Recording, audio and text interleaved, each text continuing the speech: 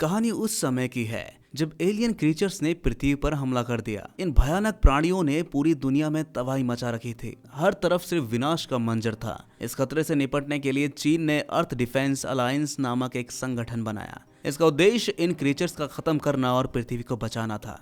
कहानी हमें यह जानने के लिए ले जाती है कि क्या यह संगठन धरती को इन क्रीचर्स से बचा पाएगा या फिर पूरी पृथ्वी पर इन क्रीचर्स का शासन हो जाएगा। कहानी की शुरुआत एलियन क्रीचर्स के हमले के 15 साल बाद से होती है। इस दौरान कमांडर जिन शिया को दिखाया जाता है जो अपनी अद्भुत फाइटिंग स्किल से इन भयानक प्राणियों का डटकर सामना कर रहे हैं। वहीं दूसरी तरफ उनका साथी चैन कुवान भी उन क्रीचर से भिड़ रहा था। लड़ाई के दौरान चैन कुवान देखता है कि जिन शिया की गन में गोलियां लगभग खत्म हो रही हैं। जिस क्रीचर से जिन शिया लड़ रही होती है वो उन्हें मारने ही वाला होता है। तभी चैन कुवान अपनी जान जोखिम में डालकर बीच में आ जाता है और क्रीचर को रोकने की कोशिश करता है। दुर्भाग्य से चैन कुवान बच नहीं पाता। जिन शिया को गहरा सदमा लगता है। हालांकि वो क्रीचर जिन शिया को मारने के बजाय वहां से चला जाता है। 5 साल बीत चुके हैं। अब हमें एक डॉक्टर बी से परिचित कराया जाता है जो इन क्रीचर्स पर शोध कर रहे हैं यानी रिसर्च कर रहे हैं। उनकी रिसर्च से पता चलता है कि एलियन क्रीचर्स पहले से ज्यादा खतरनाक और समझदार हो चुके हैं। उनके जीन्स में म्यूटेशन हो चुका है जिससे उनकी ताकत और क्षमता बढ़ चुकी है। इस बीच कहानी में एक नया पात्र जुड़ता है। एक आदमी रात में अपनी कार से घर लौट रहा था। रेडियो पर उसे बताया जा रहा है कि एलियन क्रीचर्स का आतंक पूरी दुनिया में फैला हुआ है। वो ये सुन रहा होता है कि तभी अचानक उसकी कार के सामने क्रीचर आ जाता है। वो अपनी कार को क्रीचर से टकरा देता है और नीचे उतरकर ये देखने के लिए जाता है कि हुआ क्या है। लेकिन तभी उसे दूसरे क्रीचर की आवाज सुनाई देने लगती है। घबराकर वो वापस कार में बैठ जाता है। तभी कार की बैक सीट से भी अजीब आवाज आने लगती है। इससे पहले कि वो कुछ भी समझ पाता कुछ ही देर में उसकी मौत हो जाती है। दूसरी ओर एक क्लब में लीना नाम की लड़की डांस कर रही होती है। क्लब के अंदर लोगों को बताया जा रहा होता है कि एलियन क्रीचर्स के हमलों के कारण कई लोग मारे जा चुके हैं। यह भी बताया जा रहा है कि ये कोई भी नहीं जानता कि कौन कब और कैसे मारा जाएगा, इसलिए सभी को अपने बचे हुए समय का आनंद लेना चाहिए। डांस फ्लोर पर सभी लोग मस्ती में होते हैं। तभी जमीन फट जाती है। उसमें से एक बड़ा रेड लाइट वाला क्रीचर बाहर निकलता है। ये दृश्य इतना भयानक था कि वहां मौजूद लोग डर कर इधर उधर भागने लगते हैं। लेकिन लीना को इस अजीब स्ट्रक्चर की ओर अजीब आकर्षण महसूस होता है। वो बिना किसी डर के उस स्ट्रक्चर की तरफ बढ़ती है। जैसे ही वो उसके पास पहुंचती है अचानक उसमें से एक विशाल एलियन क्रीचर बाहर निकलता है। वो क्रीचर लीना की बॉडी में घुस जाता है और लीना बेहोश हो जाती है। दूसरी तरफ जिन शिया और उसकी टीम को एक ऐसे इलाके में भेजा जाता है जहां एलियन क्रीचर्स का कब्जा है। चैन कुवान की मौत के बाद जिन शिया का एकमात्र लक्ष्य इन एलियन को खत्म करना है। वो दिन रात अपनी टीम के साथ मिशन पर लगी रहती है। मिशन के दौरान जिन शिया को एक घबराई हुई छोटी बच्ची मिलती है। वो बच्ची क्रीचर से बचकर भाग रही होती है। बच्ची की हालत देखकर जिन शिया को अपने बचपन की घटना याद आती है। वो खुद भी बचपन में ऐसी एक हमले से बची थी जब एक कमांडर ने उनकी जान बचाई थी। कुछ ही दूरी पर लुआ बुफा नाम का एक इंसान होश में आता है। वो पूरी तरह कंफ्यूज और परेशान है। उसे अपने पत्नी लीना को ढूंढना है लेकिन लीना कहीं नजर नहीं आ रही थी। लुआ बुफा के सिर में अचानक तेज दर्द शुरू हो जाती है और उसे क्रीचर्स की आवाज सुनाई देती है। वो सोचने पर मजबूर हो जाता है कि आखिर ये सब उसके साथ क्या हो रहा है। मिशन खत्म होने के बाद डॉक्टर बी का जिन शिया को कॉल आता है।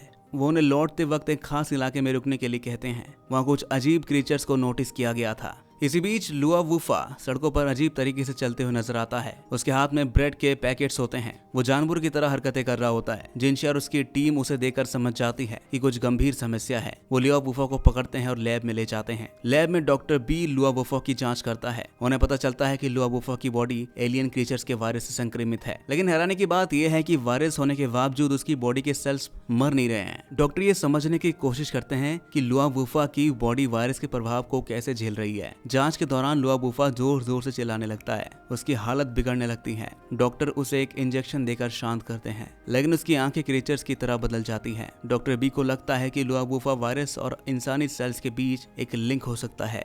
जिनशिया अपने मिशन से लौटने के बाद प्रैक्टिस के लिए जाती है। वहाँ चैन कुवान एक डिजिटल मॉडल उनके साथ प्रैक्टिस करता है। ये डिजिटल मॉडल एक सिमुलेशन की तरह है जो उनके पिछले मिशन के डेटा से बनाया गया है। जिनशिया और चैन के बीच बहुत गहरी दोस्ती थी और चैन की मौत के बाद जिनशिया उसे बहुत याद करती है। इसी दौरान उन्हें पता चलता है कि वो बच्ची जिसे उन्होंने बचाया था अब वायरस से संक्रमित हो चुकी है। बच्ची की हालत देखकर जिनशिया बेहद चिंतित हो जाती है। डॉक्टर बताते हैं कि उसे बचाने के लिए एलियन क्रीचर्स की मदर क्रीचर का ब्लड लाना होगा। तभी लुआ बुफा जो पूरी तरह बदल चुका है जागता है। वो कहता है कि वो इस मिशन में मदद कर सकता है। लुआ बुफा बताता है कि वो किसी तरह से इन क्रीचर से जुड़ा हुआ है और उनकी लोकेशन का आसानी से पता लगा सकता है। लुआ बुफा बोलता है मैं आपकी मदद कर सकता हूँ। तो जिनशिया की टीम के कुछ मेंबर्स इस पर कड़ा विरोध करते हैं। उनका कहना है कि लुआ बुफा पूरी तरह से इंसान नहीं है और उस पर भरोसा करना खतरनाक हो सकता है, लेकिन जिनशिया उसकी मदद स्वीकार कर लेती है क्योंकि उनकी प्राथमिकता उस बच्चे की जान बचाना है। लुआ बुफा एक शर्त रखता है कि अगर वो उनकी मदद करेगा तो बदले में उन्हें उसकी पत्नी लीना को बचाने की कोशिश करनी होगी। जिनशिया इस शर्त को मान जाती है। इसके बाद पूरी टीम मदर क्रिएचर को ढूंढने के लिए निकलती है। लुआ बुफा की बताई हुई लोकेशन पर पहुंचने के बाद टीम को वहां पर कुछ अजीब सा नहीं दिखता। वो लिफ्ट से ऊपर जाते हैं जहां एक भयानक दृश्य उनका इंतजार कर रहा होता है। बहुत सारे इंसान मकड़ी के जाल की तरह फंसे हुए होते हैं। वो सभी वायरस से संक्रमित हो चुके हैं और धीरे धीरे क्रिएचर्स में बदलते जा रहे थे। तभी लीना वहां पर पहुंचकर एक गाना प्ले करती है। गाने की आवाज से पूरा रूम क्रिएचर से भर जाता है। ये सभी क्रिएचर्स टीम पर हमला कर देते हैं। लड़ाई के दौरान टीम के कुछ सोल्जर्स अपनी जान गंवा देते हैं। जब टीम लिफ्ट से नीचे लौटने की कोशिश करती है तो क्रिएचर्स लिफ्ट की छत से अंदर घुसने लगते हैं। तभी लुआ बुफा वहां पर पहुंचता है। वो अपनी हाइब्रिड ताकत का इस्तेमाल करते हुए सभी क्रिएचर्स को खत्म कर देता है। हालांकि इस दौरान उसका हाथ क्रिएचर्स के टेंटिकल्स जैसा हो चुका होता है, जो दिखाता कि अब वो पूरी तरह इंसान नहीं बचा। लुआ बुफा अकेले ऊपर जाता है जहां उसे लीना नजर आती है। वो लीना को देखकर खुश होता है, लेकिन जल्दी उसे एहसास होता है कि वो लीना नहीं है, वो एक एलियन क्रीचर है जो लीना की बॉडी को कंट्रोल कर रहा है। लुआ बुफा लीना को बचाने की कोशिश करता है। वो बार बार उसे पुकारता है, लेकिन लीना पर क्रिएचर का कंट्रोल इतना ज्यादा था कि वो लुआ बुफा को पहचान नहीं पाती। दोनों के बीच एक जबरदस्त लड़ाई होती है। लड़ाई के दौरान लुआ बुफा लीना को दीवार की तरफ फेंकता है। इससे वो बेहोश हो जाती है। लुआ बुफा उसे जिनशिया के पास ले जाता है ताकि उसकी मदद हो सके। लीना को बेस में वापस लाया जाता है, लेकिन मदर क्रिएचर का ब्लड न मिलने की वजह से उस बच्चे की जान चली जाती है। इस घटना से जिनशिया बेहद दुखी होती है। वो खुद को अकेला महसूस करने लगती है, लेकिन चैन की यादें उसे हिम्मत देती है। डॉक्टर बी लीना की बॉडी पर परीक्षण करते हैं। वो बताते हैं कि अगर ब्रेन फंक्शन टेस्ट किया जाए तो शायद लीना को क्रिएचर के कंट्रोल से बाहर लाया जा सकता है, लेकिन इसके लिए मदर क्रिएचर को मारना बहुत जरूरी है। जिनशिया अपनी टीम को एक और मिशन के लिए तैयार करती है। सभी सोल्जर्स चेकिंग रूम में जाते हैं, लेकिन अचानक उनमें से कुछ सोल्जर्स अजीब हरकतें करने लगते हैं। उनकी बॉडी वायरस से संक्रमित हो चुकी होती है। जिनशिया स्थिति को संभालती है और संक्रमित सोल्जर्स को फिजिकल एग्जामिनेशन के लिए भेज देती है। दूसरी ओर लीना को एक ग्लास जार के अंदर रखा गया था ताकि वो किसी को नुकसान ना पहुंचा सके, लेकिन उसकी पावर इतनी बढ़ चुकी है कि वो जार को तोड़ने की कोशिश करती है। तभी खबर आती है कि देश के एक हिस्से में क्रिएचर्स ने हवा, जमीन और पानी में वायरस फैला दिया है। 48 घंटे में वहाँ के सभी लोग मारे जा सकते हैं। ये सुनकर जिनशिया वहाँ के लोगों को बचाने के लिए तुरंत निकल पड़ती है। जिनशिया अपनी टीम को लेकर लुआ बुफा की बताई हुई लोकेशन पर जाती है। इस मिशन का मुख्य उद्देश्य मदर क्रिएचर को पकड़ना था, क्योंकि उसके कंट्रोल में आने से सभी समस्याओं का समाधान हो सकता था। जब टीम अंदर इमारत के अंदर पहुंचती है तो वहाँ पर उन्हें कोई अजीब चीज दिखाई नहीं देती। ये स्थिति बेहद अजीब लगती है। तभी अचानक लीना लुआ बुफा की दिमाग और बॉडी पर कंट्रोल करना शुरू कर देती है। लुआ बुफा अपनी टीम पर हमला करने लगता है। साथ ही कई क्रिएचर्स वहां पर पहुंचकर टीम पर अटैक कर देते हैं। इस लड़ाई में टीम के कुछ सोल्जर्स अपनी जान गंवा देते हैं।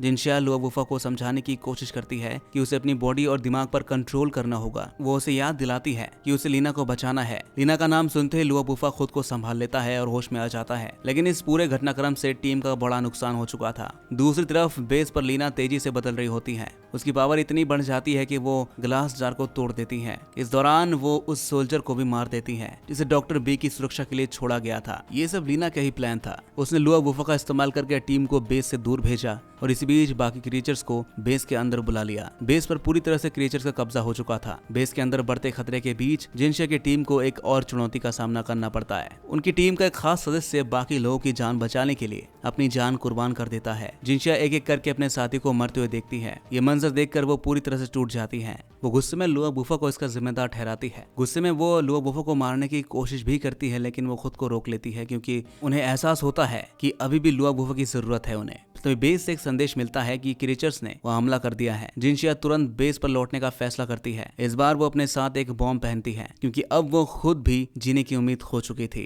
बेस के अंदर पहुंचने पर जिनशिया देखती है कि वहाँ क्रिएचर्स की पूरी सेना मौजूद है। वो और उनकी टीम एक एक करके क्रिएचर्स को खत्म करना शुरू करते हैं, लेकिन धीरे धीरे उनकी पूरी टीम मारी जाती है। अब सिर्फ जिनशिया अकेली बचती है। जिनशिया अंत में मदर क्रिएचर के पास पहुंचती है, लेकिन उसके सामने लीना खड़ी होती है। लीना उसे देखकर कहती है कि उसे चैन के साथ 5 साल पहले ही मर जाना चाहिए था। लीना जिनशिया पर हमला करती है और उसे बुरी तरह घायल कर देती है। तभी मदर क्रिएचर लीना पर हमला करती है और उसे खा जाती है। ऐसा इसलिए होता है क्योंकि लीना ने इस ऑपरेशन को सही तरीके से नहीं संभाला था। मदर क्रिएचर को खत्म करने का आखिरी मौका जिनशिया के पास होता है। वो अपने बॉम्ब से इसे खत्म करने की तैयारी करती है, लेकिन तभी लुआ बुफा वहां पर पहुंच जाता है। लुआ बुफा बॉम्ब को जिनशिया से छीन लेता है। वो उसे लेकर मदर क्रिएचर के पास जाता है और उस पर हमला कर देता है। बॉम्ब के विस्फोट से एक बड़ा ब्लास्ट होता है। ये विस्फोट इतना शक्तिशाली होता है कि सभी क्रिएचर्स का धरती से खात्मा ही हो जाता है। ब्लास्ट के बाद जिनशिया जिनशिया भी चैन के साथ स्वर्ग में चले जाती है। ये एक भावुक और शांतिपूर्ण पल होता है जहां जिनशिया को आखिरकार चैन के साथ सुकून मिल ही जाता है। कहानी के अंतिम दृश्य में डॉक्टर बी को दिखाया जाता है। वो अभी भी जिंदा होते हैं और उन्होंने उन क्रीचर्स के वायरस को अपनी बॉडी में इंजेक्ट कर लिया है। कुछ सालों बाद एक छोटे लड़के को अपनी बहन को ढूंढते हुए एक गली में दिखाया जाता है। वो अपनी बहन को देखता है,